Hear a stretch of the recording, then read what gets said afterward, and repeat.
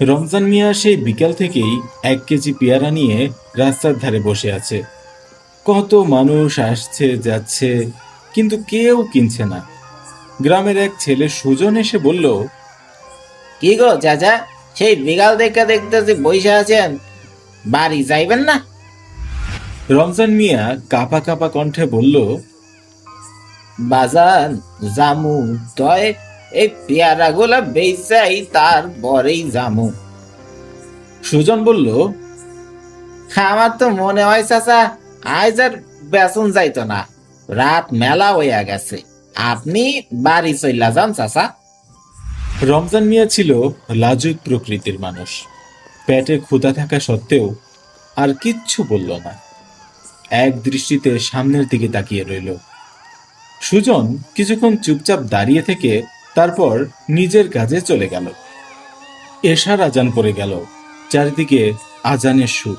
রমজান মিয়া পেয়ারাগুলো পলিতে নিয়ে কাপা হাতে লাঠিতে বহর করে টুকটুক করতে করতে মসজিদের দিকে এগিয়ে গেল। অজু করে নামাজ পড়ে আবার পেয়ারাগুলো হাতে নিয়ে বাড়ির দিকে রওনা দিল। সে জানে আজ রাতেও তার কপালে খাবার জুটবে না। 2 দিন ধরে তার ঘরে কোনো খাবার নেই। ভেবেছিল গাছের এই পেয়ারাগুলো বিক্রি করে কিছু টাকা পেলে সেই টাকা দিয়েই কিছু একটা কিনে খাবে, কিন্তু তা তো আর হলো না। কাপা হাতে দুচালা ঘরের দরজা খুলে আস্তে আস্তে ভিতরে ঢুকলো। হাতড়িয়ে হারিকেনটা হাতে নিল। পুরো গ্রামে কারেন্ট থাকা সত্ত্বেও তার ঘরে কোনো কারেন্ট নেই। কারণ একটাই, তার বিদ্যুৎ বিল দেওয়ার কোনো সামর্থ্য নেই। রমজান মিয়ার 2 ছেলে 2 মেয়ে, সবাই যার যার সংসার নিয়ে ব্যস্ত। বাবাকে দেখার মতো কারও সময় নেই। তার স্ত্রী রাবেয়া বেগম মারা গেছে 2 বছর হলো। সেই থেকেই তিনি একা। কলস থেকে 1 গ্লাস পানি নিয়ে বিসমিল্লাহ বলে ঢকঢক করে খেয়ে নিল। তারপর উপরের দিকে তাকিয়ে আল্লাহর কাছে শুকরিয়া আদায় করল। বলল, আলহামদুলিল্লাহ। এমন সময় দরজার বাইরে ঠক ঠক শব্দ। কাপা কণ্ঠে এসে বলল, কেডা? ওপাশ থেকে উত্তর এলো, চাচা, আমি রহিম। রমজান মিয়া বলল, কি দরকার, কিছু কইবা? রহিম বলল, হ চাচা, দরজাটা একটু খুলেন, ভিতরে আইতাম। ধীরে ধীরে কাপা শরীর নিয়ে দরজাটা সে খুলে দিল। রহিম মিয়া আর তার স্ত্রী কুলসুম বেগম ভিতরে ঢুকলো। তাদেরও বয়স হয়েছে, তারাও এ গ্রামে একাই থাকে। রহিম হাসি মুখে বলল, চাচা, আমার বউ কইলো আপনার বাড়িতে নাকি 2 দিন ধরে আগুন জ্বলে না, তাই ভাত আর তরকারি রাইন্দা লই আইছি, গরম গরম খাইয়া লন। কুলসুম বেগম ভাতের প্লেটটা এগিয়ে দিল। গরম ভাত থেকে ধোঁয়া উঠছে, সাথে মাছের ঝোল। সে খাবারটা বিছানার উপর রেখে দিল। রমজান মিয়ার চোখ হঠাৎ চকচক করে উঠল। রহিম বলল, চাচা, খাইতে পারবেন তো? রহিম মিয়া হাসি দিয়ে বলল, বাবা, পারমু, খাইতে পারমু। তার মুখের হাসিতেই বোঝা যাচ্ছিল সে কতটা খুশি ছিল।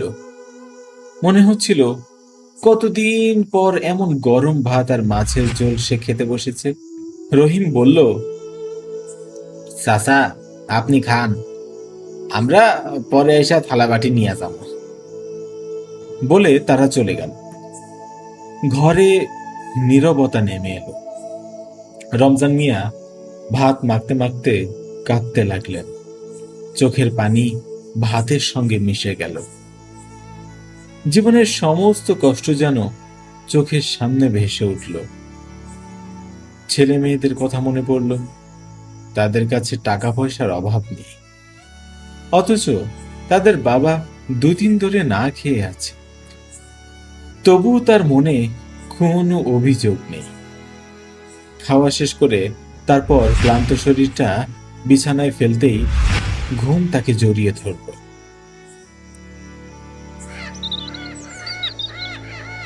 সকালবেলা কুলসুম বেগম থালা নিতে এসে দেখে দরজা খোলা।